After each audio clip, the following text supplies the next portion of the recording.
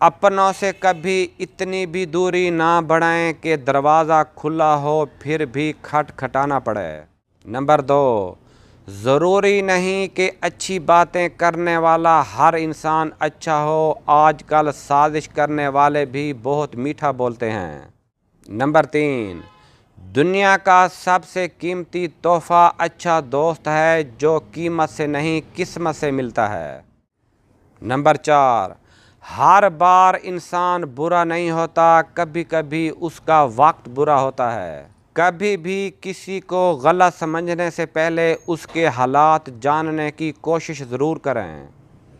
Number 5, गरीबों की हाय और फारिग लोगों की राय कभी नहीं लेनी चाहिए। नंबर 6, लोग नसीहत से नहीं ठोकर से सबक लेते हैं, क्योंकि नसीहत एक कान से दाखिल होकर दूसरे कान से निकल जाती है और ठोकर सीधी दिल पे लगती है।